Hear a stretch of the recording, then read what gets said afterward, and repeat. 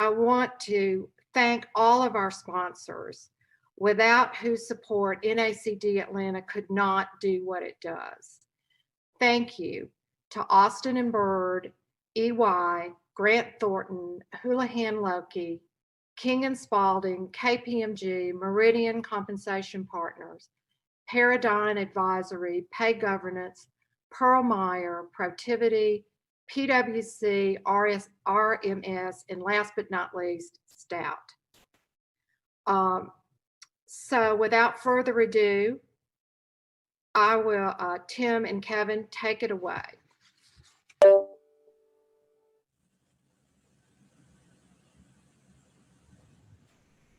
I'll try that again. Thank you, Betsy. And I'd also extend my welcome to everyone. Glad you're here. And I've been looking forward to this conversation with Kevin. You know, 2020 has been a year unlike any other. We've all said that many times, and it's presented unanticipated challenges as we moved into this year. Not just the pandemic, but certainly the social unrest, I would say the turmoil due to politics, and just a very tumultuous time. Very unsettling in so many ways, and unfortunately, it isn't finished. I went to school in Texas Tech in Lubbock, Texas, and there was a singer-songwriter there by the name of Mac Davis, who unfortunately recently passed away. I was going to say one of his hit songs, but I'm not sure it'd be a hit song, but one of his songs was Lubbock, Texas. Happiness is Lubbock, Texas in my rearview mirror. And I think for many of us, we've been thinking that happiness would be 2020 in our rearview mirror, but I'm not sure that will be the case. We really don't know what 2021 or even the future will look like. We've got some encouragement from potential vaccines. We've got other things that suggest that maybe we could be turning a corner. Yet on the other hand, we see a spike in cases and things continuing to be uncertain. I'm delighted to have Kevin join us today. He's got a unique perspective as the president of the largest bank headquartered in Georgia. He gets to see how the pandemic and all that has occurred impacts Synovus, but also because of the interaction with their clients and customers, he gets to see how it impacts other industries, other businesses, and the like. So during our conversation today, we're going to be talking a little bit about how we've been impacted, but would like to spend a little more time and get all of us thinking about how we're going to be impacted as we look forward. And so with that, and as part of our conversation, we're going to use a couple polling questions. And Lenora, if you could put up the first, and these are just to gain some insights and perspectives from you. This is a little bit different because this is based on a survey by one of our sponsors, PwC. And we want you to respond how you think the survey results came out, but it's what % of CEOs believe that due to COVID-19 environment, their respective business models will change where fewer people are working from offices, and that how many think that that is here to stay. So if you'll go ahead and respond.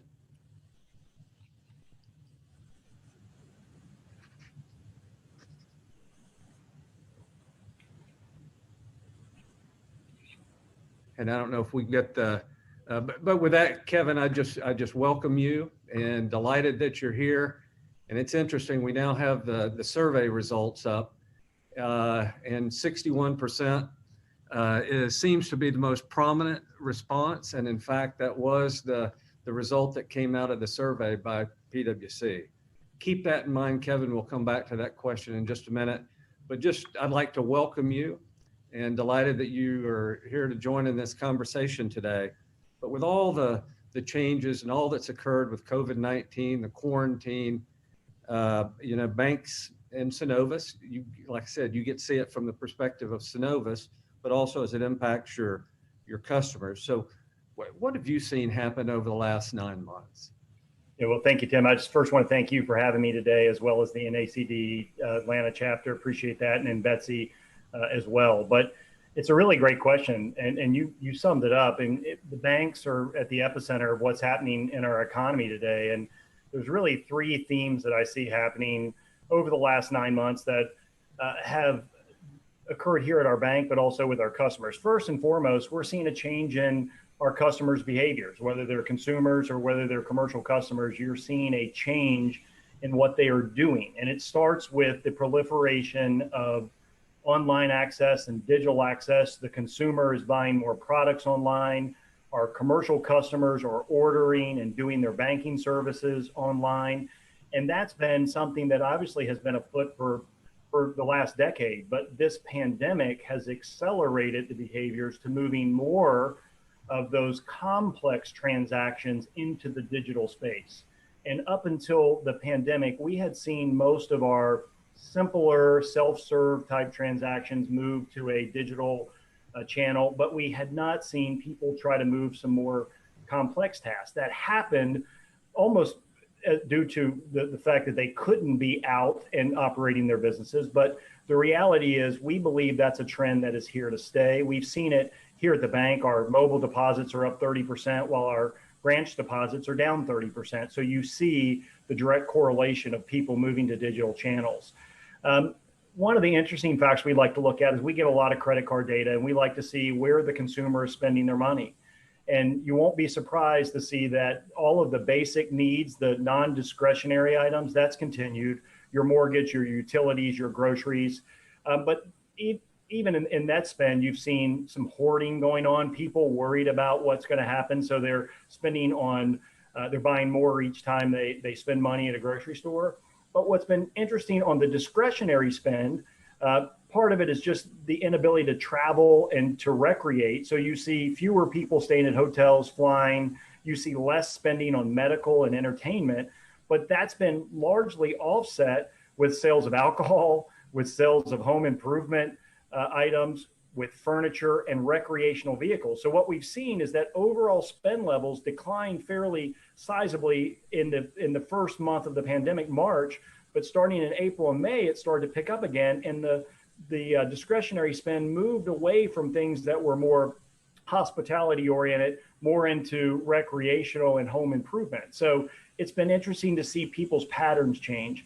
The other two things I'll mention is just the resiliency. The resiliency of the American business and the consumer is amazing to us as we sit here at the bank. People have been adapting and adjusting their spend levels to be able to compensate for what's happening to their top lines. I think the stat that jumps off the table to me, Tim, is the U.S. savings rate. It averages about 7 to 8% normally on a monthly basis. In the month of April, that spiked to 34%. In the month of May, it was 25%, and it's continued to be in that 18 to 19% range thereafter. So what's happened is that this government stimulus that came through things like the P3 program, direct payments to consumers, added unemployment benefits, the consumer, and we see it with businesses as well, they're holding that cash back, knowing that, to your point, although there's a light at the end of the tunnel, they're not as quick to go spend that money. They want to make sure that they have additional liquidity and capacity to weather this storm. And that's something that, quite frankly, we didn't see in the last crisis. As a result, credit quality has remained strong, and we expect that to continue for the next quarter or so. And we also expect there to be government stimulus. That's the third thing I would mention, is the effectiveness of what Congress was able to pull off in a very short period of time. The U.S. money supply is up 25% over where it was last year, and that's a function of a lot of the government stimulus. I think the first rounds of government stimulus hit the people that needed it, and it was broad-based. What we hope to see with future government stimulus is that it goes after some of the industries that continue to struggle with this environment. But long-winded answer, Tim, to say that, look, the business community and our consumers are amazingly resilient, and we're seeing a change in behavior and very prudent behaviors to ensure that they are able to weather this storm. So Kevin, you talk about resiliency, and I think for many of us, if you go back to mid-March last year when things started to, or this year, things started to shut down, and you would have said that the effect of the pandemic will still be felt 7, 8, 9 months later. Would you have predicted that we would be doing well economically as we are today? No, I think we all would have anticipated in the very beginning, everybody was expecting there to be a V-shaped recovery. And what we're seeing today is more of a K-shaped recovery which is where some industries have returned to levels that they would have had pre-pandemic, and other industries are continuing to labor as the demand for their services or products have not come back. So again, Tim, I think that it's a testament to the individuals that are trying to balance this short-term headwind of cash flows. It's a testament to the fluidity of the economic stimulus that's occurred. And I think it's also the amount of capital and liquidity that banks continue to put in the marketplace to help with this. There's a lot of programs out there, and I won't make this a commercial for banking, but programs like the Main Street Lending Program, which are still available for customers to be able to do loan facilities that help to bridge some of these cash the shortcomings of cash inflows that they're having today. So I think it's a combination, as I said, of the stability of a lot of the consumer and commercial customers, as well as the government stimulus that have led us to having better than expected performance. And you've seen it in the job numbers. Job numbers are starting to come back because businesses are starting to reopen. Kevin, Synovus, like every other company, they built immediate plans to be able to facilitate work from home, did a lot of things, then looked at a reentry program. How do we get back into the offices? How do we begin to return to normal? And I know that, talk a little bit about what your reentry plans were, sort of where you stand, but more importantly, with the recent spike that we see in number of cases, how are you thinking about the reentry process? Do you slow it down? Do you have plans in place to say we may have to go back to more fully virtual again? How are you thinking about that today? It's a great question, Tim, because number one, I think all CEOs and companies have addressed this situation with putting their team members, the safety and wellness of their team members, as the most important guiding principle of anything that we're doing. We recognize as a bank, we have solutions, but our team members are the true differentiator of what we do every day. So it was important for us to recognize how we treat the team members during this pandemic, but ultimately how we have them re-enter the workforce. We had about 2/3 of our team members go 100% remote within 2 weeks of the pandemic. Obviously, we had individuals that had to continue to come into the office, primarily our branch network, where we continue to operate on an appointment-only basis. We use CDC data, we use state and local and municipality data. We evaluated the individual rules and ordinances within those communities. And we made the decision early on that we felt it was important to establish a reentry plan that was prudent, but it was phased in how we would get people back in the office. We started early in actually July in bringing many of our executives and other essentially essential employees back in the office. We then continue to do that every 2 to 4 weeks. We bring in the next phase of individuals back in the office. We made sure that the logistics within the office space was set up such that we could continue to promote social distancing and lots of reminders. And we had location champions that ensured that we followed the proper safety protocol. And so if I fast forward, we've now gone through 4 phases and we have about 2/3 of our employees back in the office. But one of the things that we recognized early on is that we can continue to function at a very high level of productivity within certain job families. So we made the decision during the time that we were phasing people back in to begin a pilot, to take many of those job families and have them continue to work remotely, to be able to leverage this time to evaluate, can that productivity level stay at the level we've seen over the last 9 months for the next 6 months? And if that works, we think that we are in a position to be able to move those positions into a full-time remote capacity. We also, and I think this is important, we made it a voluntary reentry. So even if your individual job family was slated to come back in, if you were high risk or you had someone in your family that was high risk, we allowed for people to opt out. And it won't surprise anyone on the call today. There are lots of people that were dying to come back in the office, and there were lots of people that felt like they could be more productive at home. So I fast forward to today's environment as we see the level of this viral spread continuing to pick up. We're going back to what we did in March, which was looking at the data.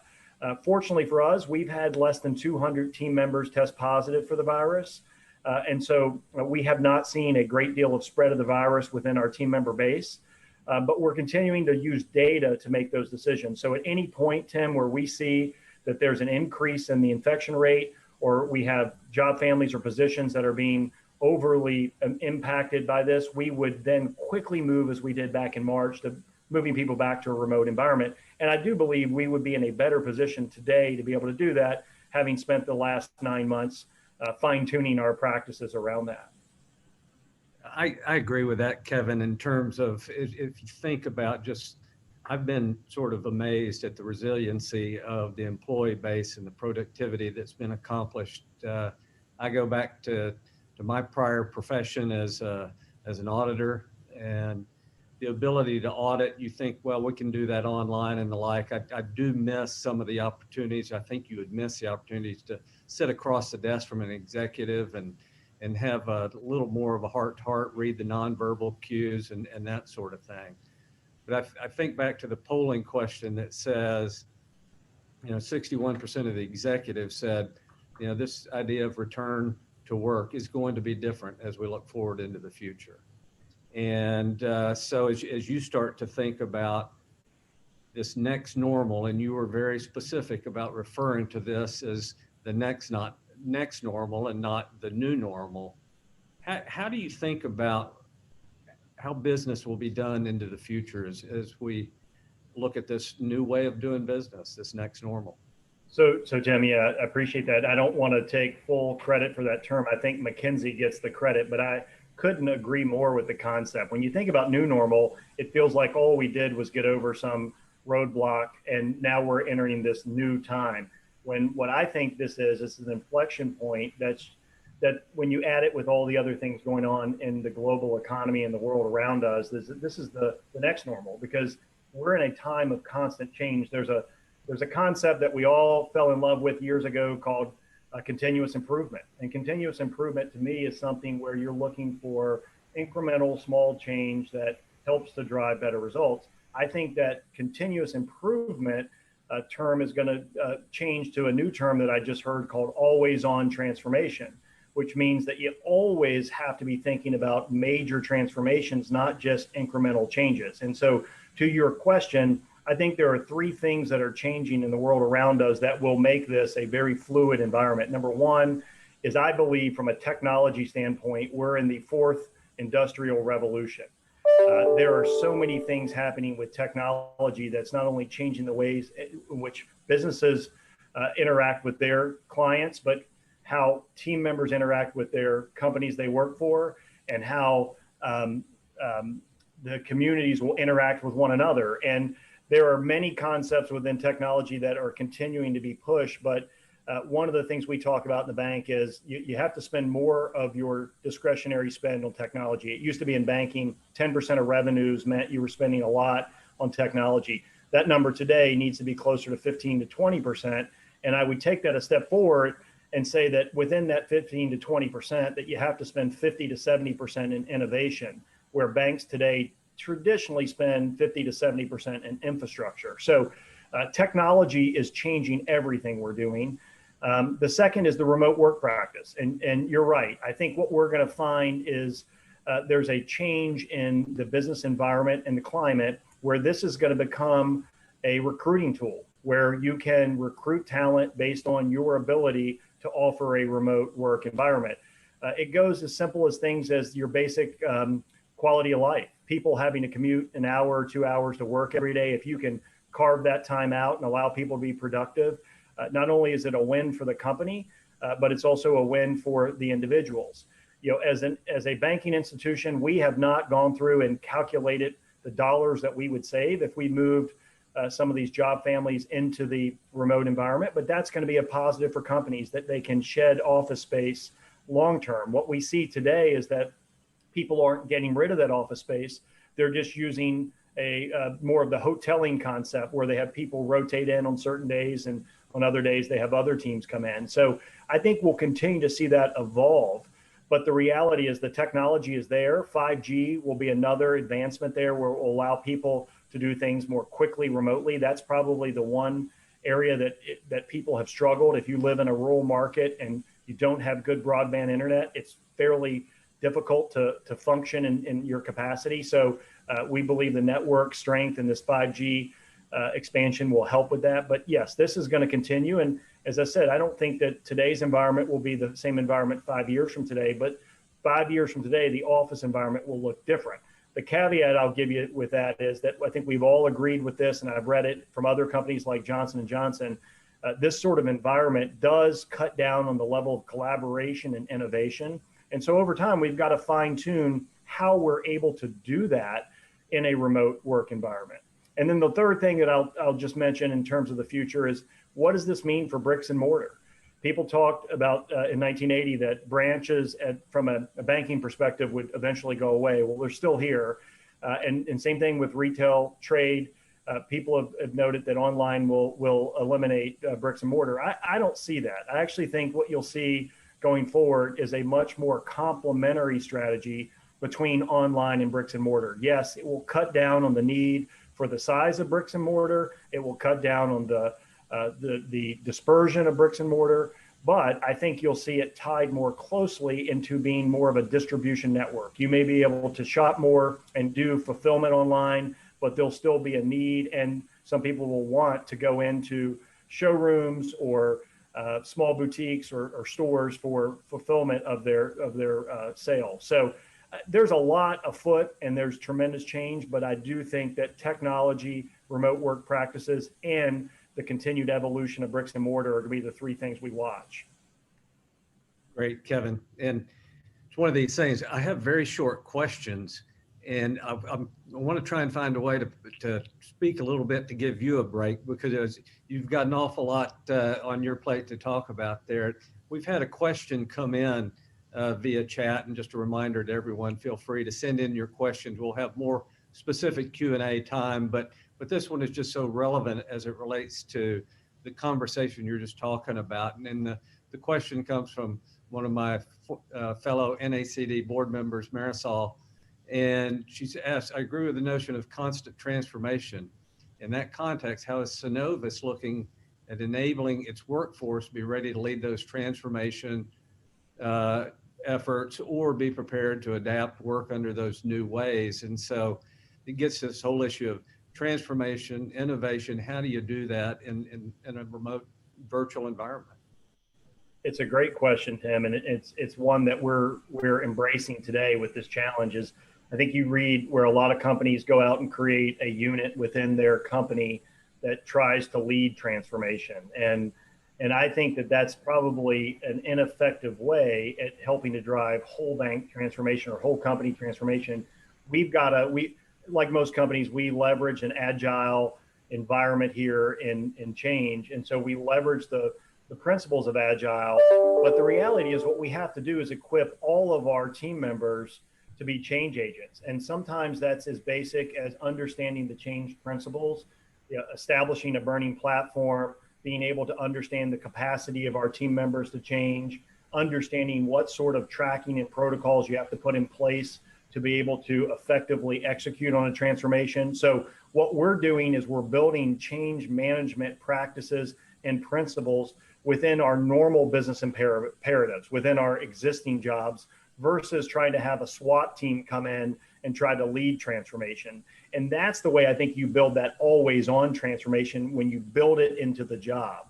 Now, the other thing I would mention, Tim, and I think this is something that correlates that question, which is, how does this environment affect your culture? Because we're talking about doing so much with our team members, but how can we ensure that we have the right level of engagement and that we don't harm our culture with people working remotely? The first thing I would throw out to everyone is to do a culture survey, is to go out to your team members and just do a litmus test for what is the culture today, and has it already changed? Has it changed in the last 9 months? As much as companies are changing, people are changing. And we need to make sure we understand what they perceive our culture to be, and if there are any overarching issues or questions that are driving change to the culture. 2, I would ask everybody to think about the rules of the road. Yeah, we've changed in the way in which we work every day, but have we changed the way in which we lead and manage our team members? What have you done with your calendars each week? Are you having staff meetings? What are the expectations for your team members? I always like to think you have to have a contract with your team so that you understand the expectations of what the company is expecting out of them. The third is make well-being a priority. I think it's important. We used to always have this concept of management by walking around, Tim, but management by walking around is not feasible any longer. So have regular check-ins with your team members. Use other venues. I hope everybody on the phone here has had the opportunity of doing a virtual happy hour. I'm not quite used to it yet, but at least it allows us to connect with our team members, with our vendors, and be able to build some of that social time. It's important to make sure that you set time to do those things, because those social interactions are the things that we're not getting during this environment. And we all know with employee engagement, one of the most important items is that you're receiving recognition and you have the trust of your leader. If you're not interacting with folks, you have the ability of losing that. That gets to the fourth thing I would say is just fostering a sense of belonging. Rewards are harder sometimes when people are not in the office, but it's easy to do a handwritten note or a gift card in the mail to continue to let people know that they're being recognized during this environment. And then the last thing I would just say is that we probably need to look at reinventing people's jobs. Training and skill development. When we have crises like this, we look for things that we can cut. Here at Synovus, we actually doubled down on leadership development. We reconstituted and rolled out our leadership development expectations, and we've increased the spend in training and development because we know those are ways in which we'll touch our team members and be able to impart some of these skill sets that we know we need to do in order to be successful, especially around transformation.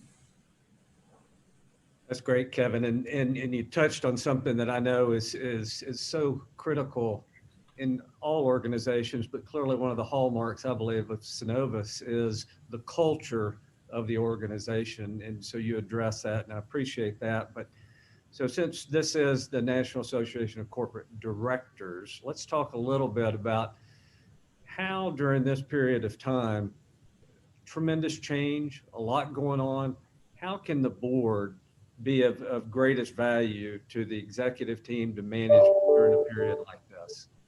Well, and Tim, I'm going to throw this back at you after I answer it, because I'd like to know what you're doing and get your insights on this being a board member.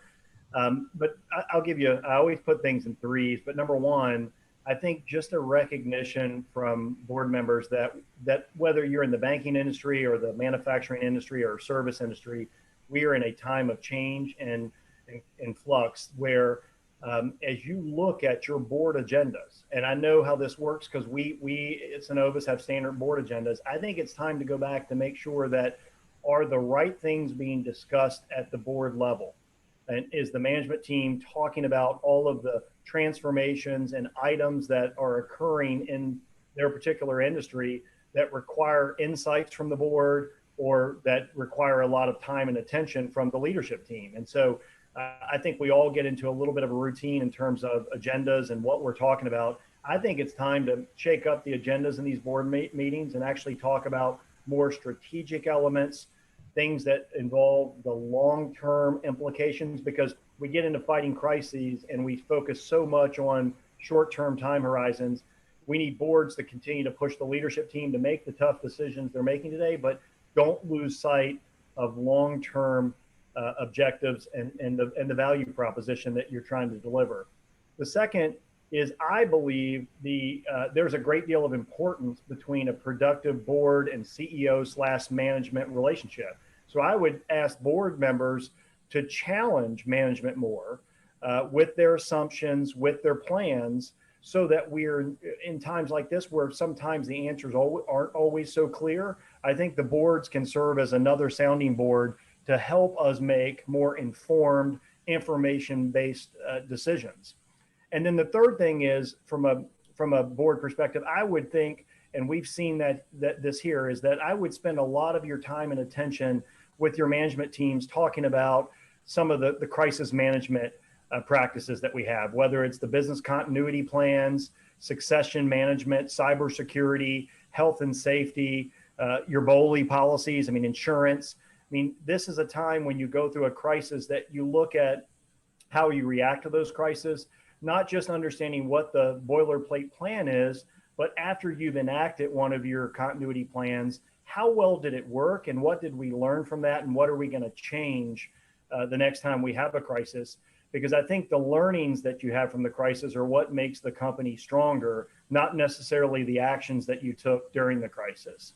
So Tim, I'll now throw it back over to you. You sitting on boards, what do you think that you will do personally to help the management teams in trying to deal with an environment like we're dealing with today that has so much change?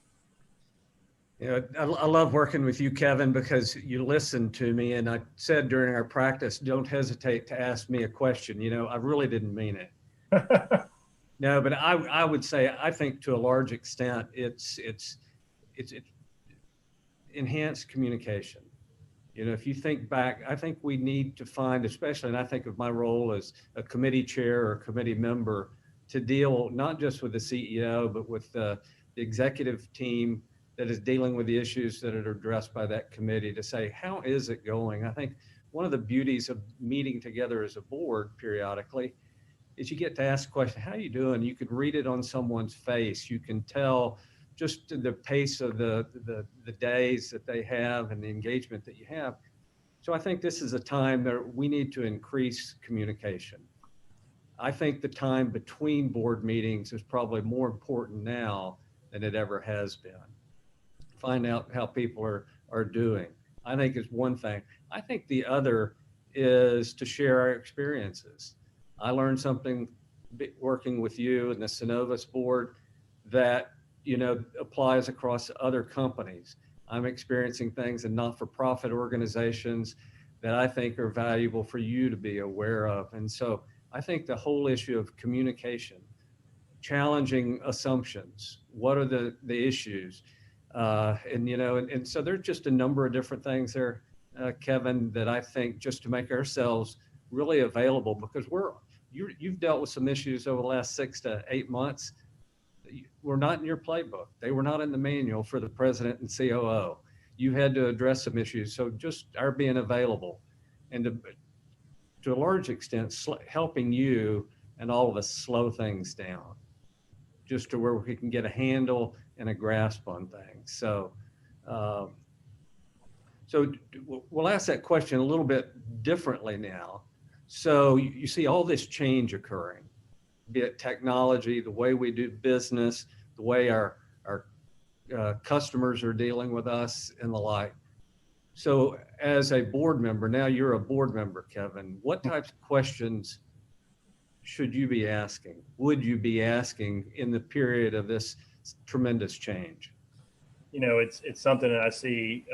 Marisol asked another question around board education. So I do think that's, as a board member, I want to make sure that the leadership team is educating the board on what is going on, because to your point, Tim, it is such a fluid environment that in many situations, we don't have a playbook on how to respond to it. So what we need to do is to be able to make the best informed decision that we can make. And sometimes that leads to mistakes. And what did we learn from it? So from a board's perspective, I would want to know where we're successful as a leadership team, because you're not seeing everything that we're doing, but more importantly, where we've made mistakes or where we made bad decisions and what are we learning from that. That's important. Number two, I would ask the board to talk to the leadership team. We get into this cycle about updating our strategic plan every year or every couple years. The reality is, with all of the change that's going on, we're in an inflection point. So as a board, I would ask our leadership team to go back and look at the strategic plan and say what things on the strategic plan are now outdated. And it may be hard to believe that in 6 months, something could be outdated, but what are we doing to pivot or adapt to the new environment? What do we prioritize at a higher level versus the things that we're going to have to say no to? And then the third thing is I would, and Tim, I'm not buttering you up here, but I would also make sure that you're checking in on the health and well-being of the team members, because I think behind all of this, this has been an incredibly difficult year for so many, not just because of the work environment, but so many of us have dealt with personal issues associated with the pandemic.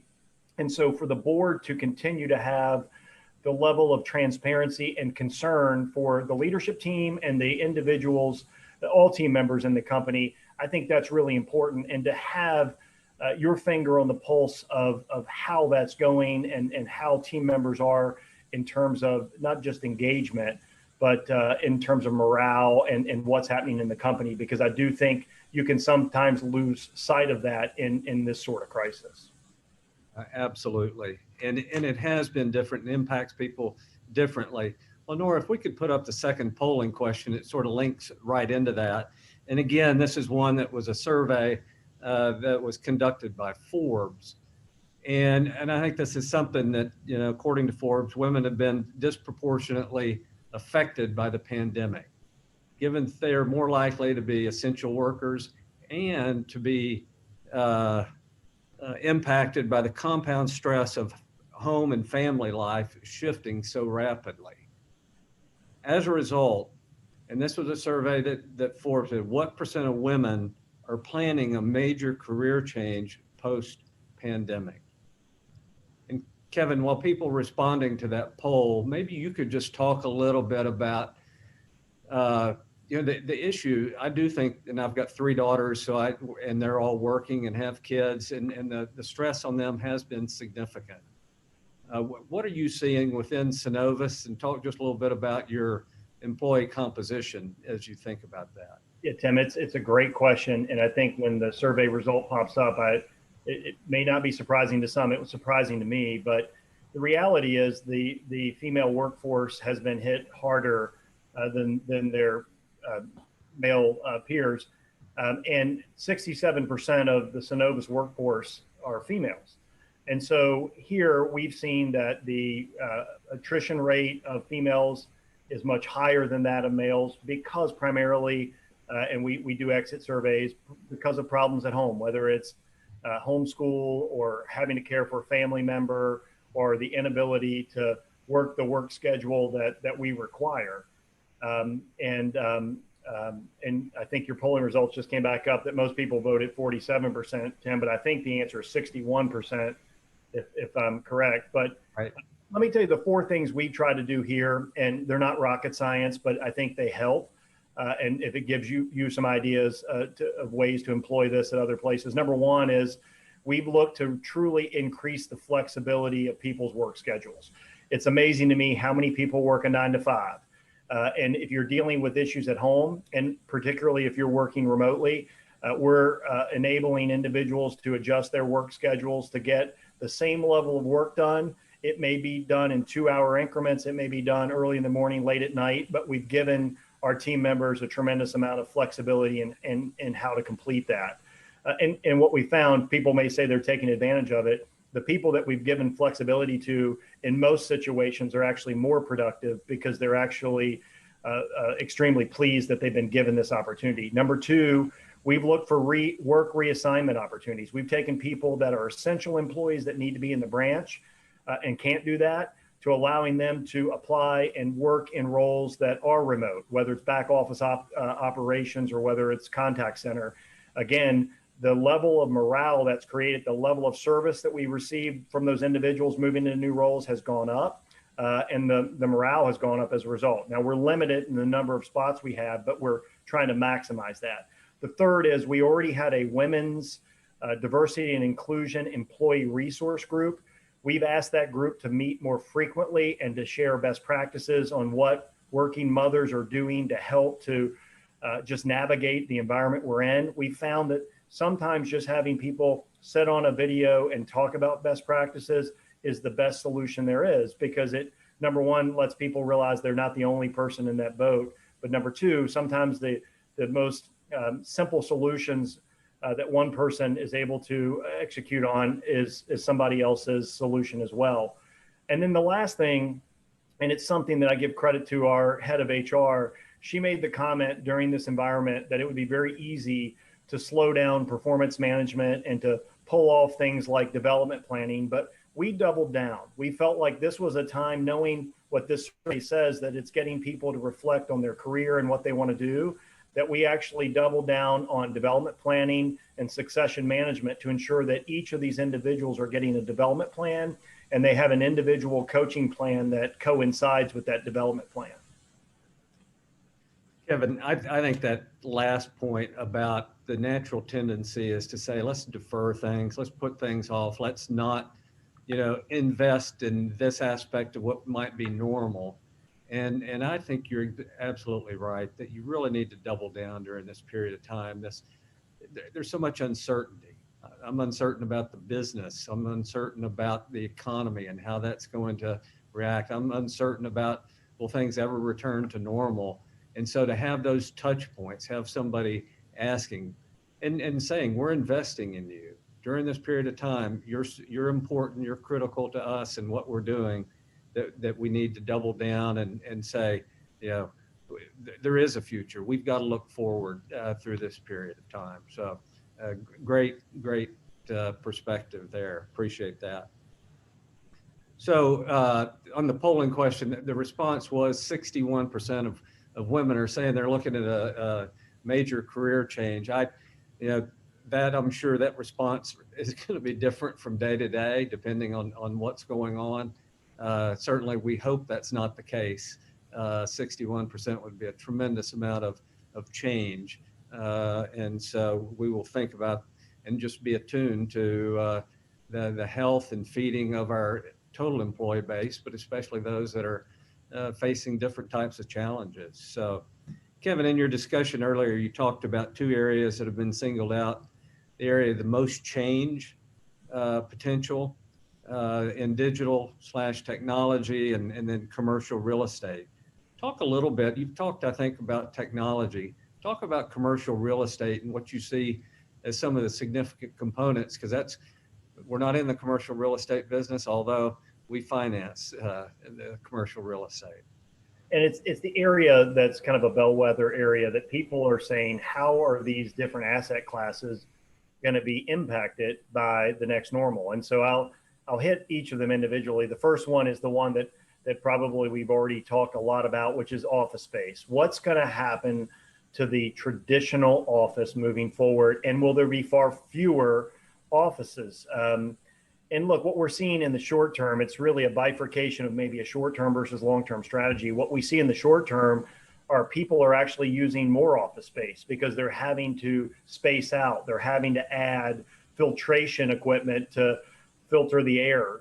And so people are finding ways, even though that the individuals aren't always back in the office, the actual square footage per employee has gone up a little bit. And that's surprising, but I think that's a short-term phenomenon.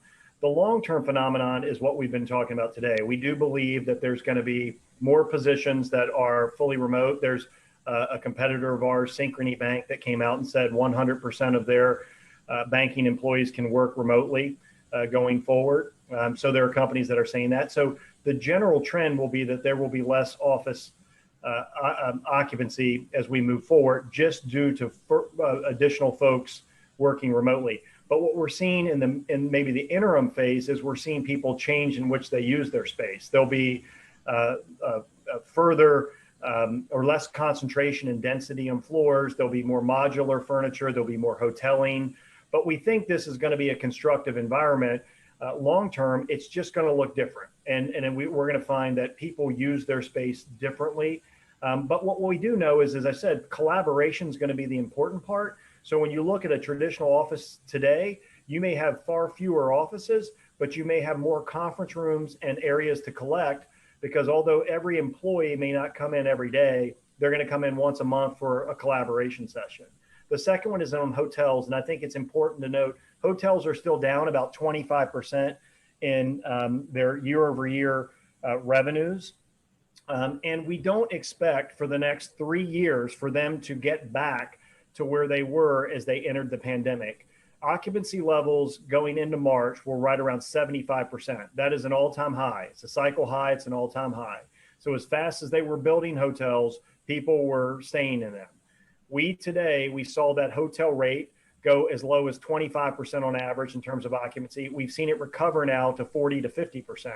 We believe that the short term, we're going to see somewhere around 40 to 55, 60% in occupancy, which the good news is that's the level that hotels need to operate in order to break even from a cash flow perspective. So you're going to see, I think, hotels continue to be a very strong real estate asset class. We think they'll return to better levels than what we've seen today, but we don't think they'll go back to the pre-pandemic levels. And you'll see that things will be different, more automation in the lobbies and the like. The third is retail trade. We've talked about that. Tim, I think retail trade, the day of big box retail is slowly dying, but you will see, as I mentioned, a correlated strategy that has retail distribution with online capabilities, but it's just going to eat up less space. And so you'll see some of these inline stores and even big box retail take up less space and better leverage their e-commerce channel. And you're going to see, I think, other e-commerce encroachment when you see certain stores starting to provide delivery. And outside of restaurants, we're talking about delivery from apparel stores and the like. That's a trend we're starting to see. And the last is multifamily. Multifamily apartments have held up very well during this pandemic. Quite frankly, we've seen people leaving metro markets into the suburbia markets, but in general, the multifamily's held up well. The trend you're going to see here is that instead of building a tower with 80 stories of apartments, what we're seeing is more development around mixed use. So you may have 40 floors that's a hotel, 40 floors that are a condo, and you may have 3 floors that provides retail. So people are looking in this live, work, and commute only in your space. So there's going to be tremendous change in the makeup, but that's another asset class that has remained very, very strong. Well, we've got a number of questions coming in, and we have a lot of other questions that I had set aside for us to talk about. But Lenora, why don't we put the entire group onto the screen? I'm not sure exactly how that's going to work, and we can get into a little bit more of the Q&A here.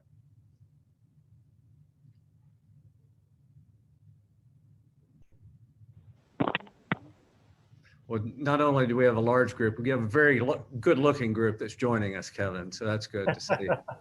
As we do that, let me just go to one of the questions that I have in here, and it relates to this whole issue, Kevin, related to ESG. It's been a big topic coming into this year. I would say it was gaining a great deal of attention, energy at NACD conferences and other things that you talk about.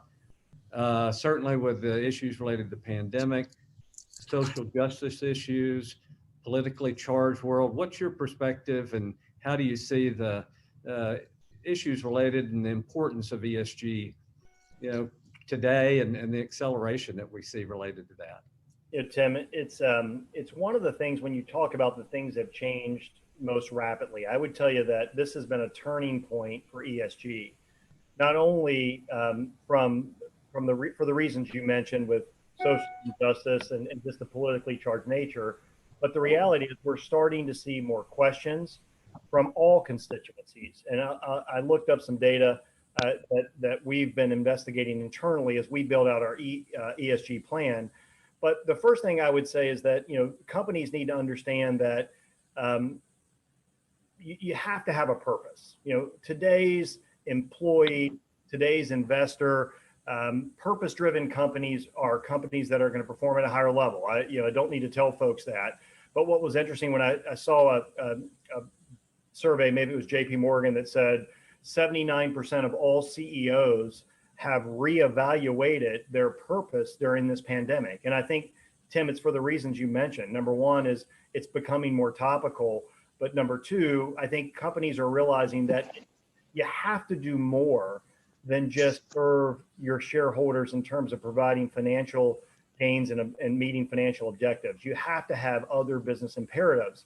And I think that's where ESG is showing up. It's showing up as a necessary business imperative for companies. Then when you think about, most of us are public companies, what are your investors saying? That same survey, I think it looked at 50 global investment firms that represented, I think, a little over $13 trillion of assets under management. 75% of those firms said that they were increasing their awareness of what management teams and companies were doing to deliver on the ESG initiative. So if 3/4 of your investors are demanding answers as to your success in meeting those principles, they're becoming part of your scorecard. They're becoming part of the investment scorecard. And the third constituency is really your team members. And there was a Voya survey that I saw that said 76% of your team members view ESG type practices as essential workplace benefits. They want to go work for a company that is living and breathing the same principles that they live and breathe. And they want to know that companies are standing up for things like the environment and like social justice. And it provides you with not only another tool to attract talent, but it's a tool that you can leverage to continue to promote engagement. The other thing I thought was interesting in that same survey was that 60% of team members were looking at ESG aligned retirement plans. So not only were they expecting their company to do that, but they were putting their money where their mouth is. So it is definitely a turning point. The three things I'll leave you with is the hard part here is number one is communicating what you're doing. I think a lot of companies are doing good work with ESG. It's about marketing what you're doing. Number two is that I think ESG measurements, whether it's ISS or Bloomberg or whatever service you're using, there's an imperfect science today in evaluating the scores and the ratings of companies. I think that will continue to evolve. But I think if you're a company and you don't look at one of those rating agencies or scores to understand how they're looking at ESG, I think it will behoove you to try to dissect it to understand how you're being evaluated. But the third thing is I don't think ESG is a fad. I don't think that our stock price or many companies have ESG fully valued in it today. But I think you can look in the long term and know that that is going to become an increasingly important component of people's premium that they're paying for a stock or that investors are putting up for a particular company. Good. Thanks, Kevin. There's a question here from one of your former colleagues. Aleem, did you want to ask the question or you want me to read it? No, I'm happy to ask it, Tim. Thank you. Hey, Kevin. Hey, so the question is, obviously, you've seen some big deals in the industry go on in the course of the last year. And the motivation for those transactions is, bulking up, spreading fixed costs over a wider base, finding ways to make those companies both more efficient and more effective in how they service clients. And the question is, so when you think about kind of relatively smaller regional banks, how will you expect relatively smaller banks to compete against these kind of bulked up, more efficient, more effective firms over the next several years?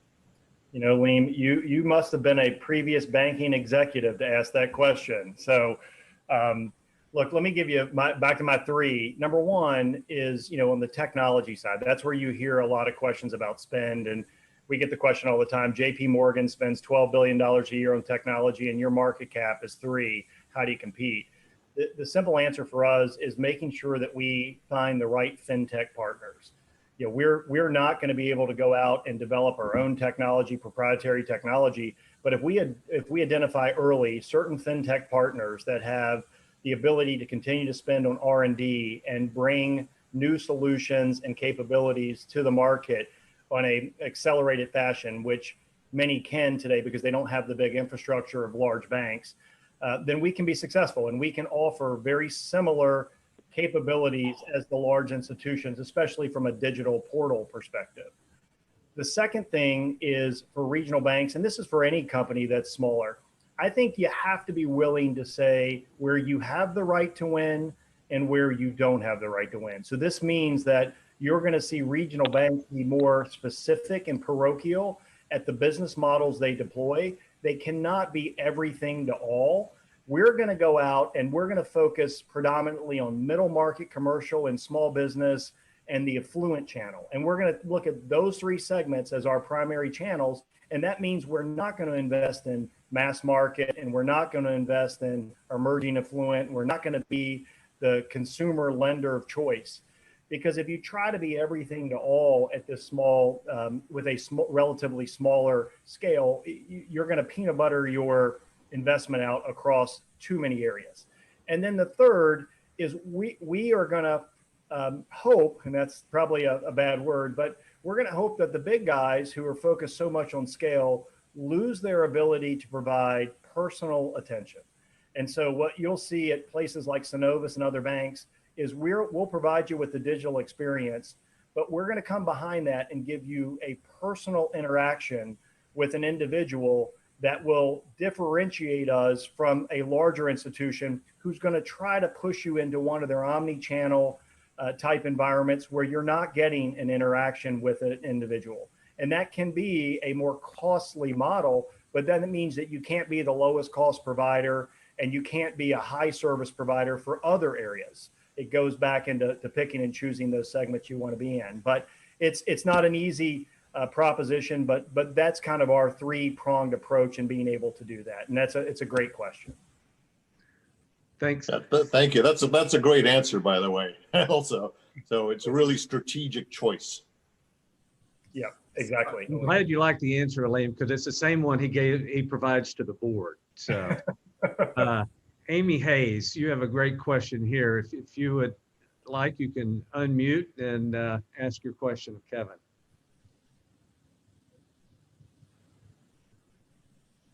Hi, Kevin. Hey, Amy, great seeing you.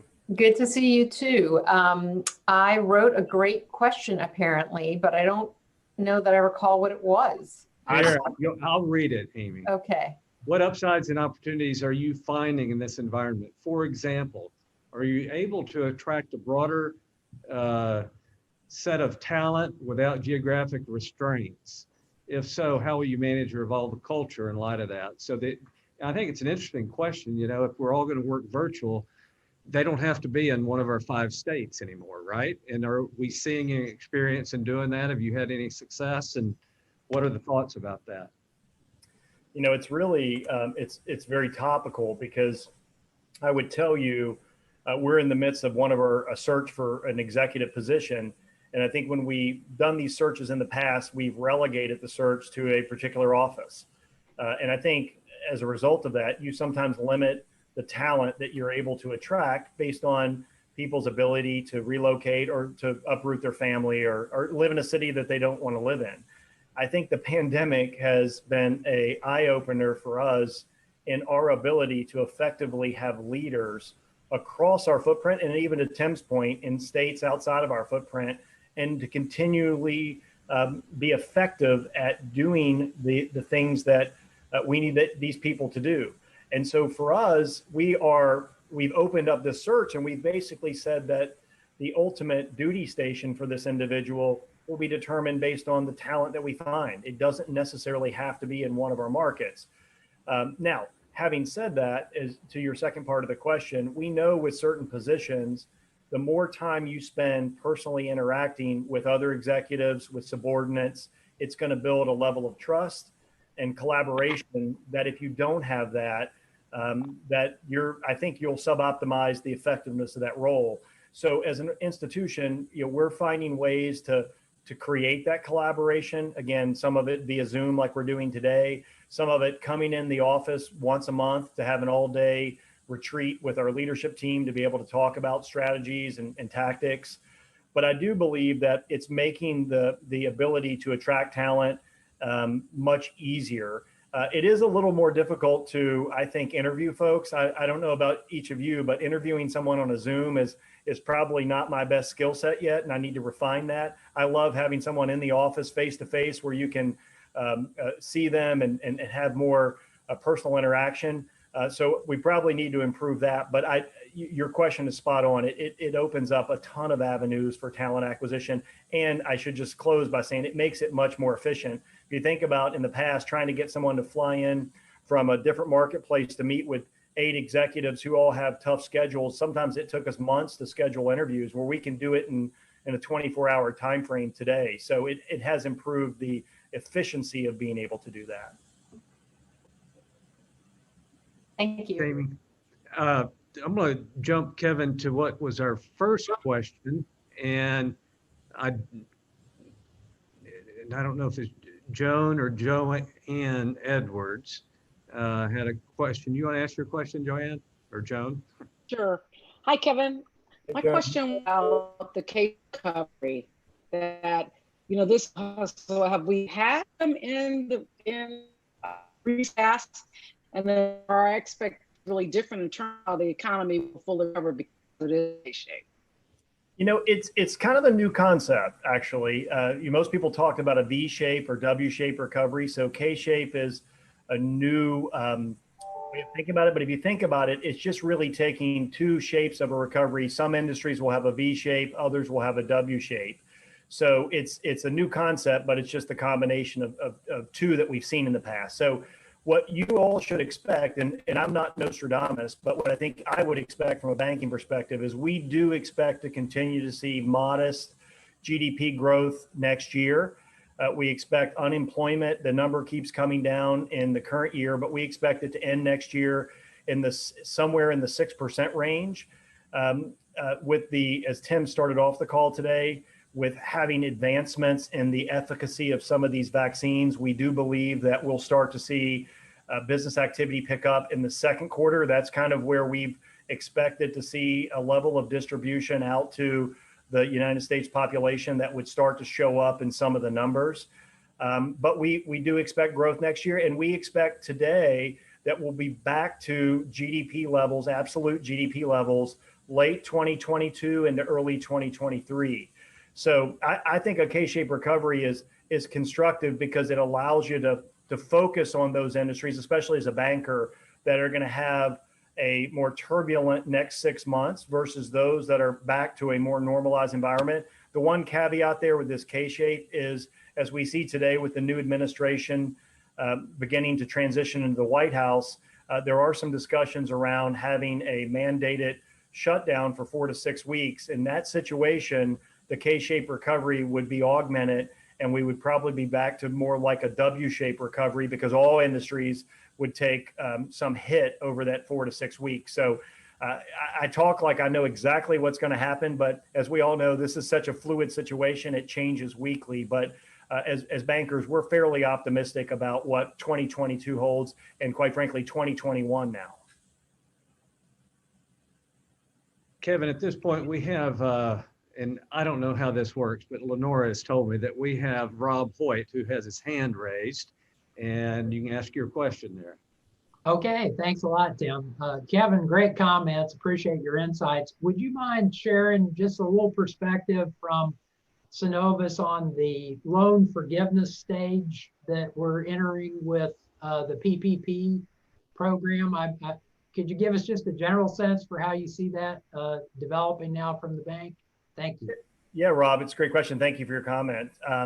So the loan forgiveness, I think all banks were waiting for additional government guidance.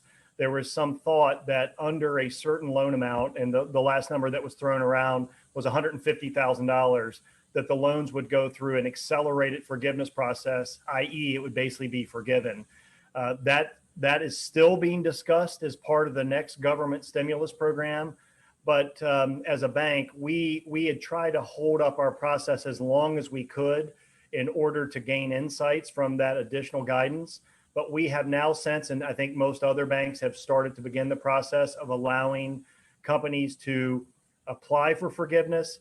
And as of today, I think we've had around, at Synovus, around 100 companies that have had their forgiveness information processed and returned to the bank. So it is working. We're seeing about 10% of our companies that are not getting 100% forgiveness. So this means that they either laid off employees or did not have the level of spend that was required. So that's actually a good signal for us that we're seeing 90% of the loans that are being fully forgiven. And I think the process is working well. It's just taking a little bit of time, similar to what we had happen when the process opened up. The government is being inundated with requests. And so the backlog right now is with the SBA. It's not with the banks. And most banks, I think, learned from the first process, P3 process, that they've outsourced the forgiveness process. We outsourced our process to use more AI and more automated technology because we learned that we were tying up a ton of our bank resources to process those applications, and we didn't want to do the same on the forgiveness side. But it is working. People are being forgiven. It's just a slow road ahead of us. Thanks, Kevin. And as I get ready to turn this back over to Betsy to wrap up for us, I'd just like to say thanks to all of you for your participation. Kevin, thank you for your insights and perspectives. I know there are a few questions that we were unable to get to, but I think Kevin's encouragement to us to stay close to the management team, work with them, engage with them in a way that we haven't in the past, I think is good advice. So thank you very much. So thank you, Kevin. Turn it back to Betsy. Well, Tim and Kevin, thank you for all of that. It was really, really insightful and helpful and authentic information. So I did not exaggerate when I said it would be provocative.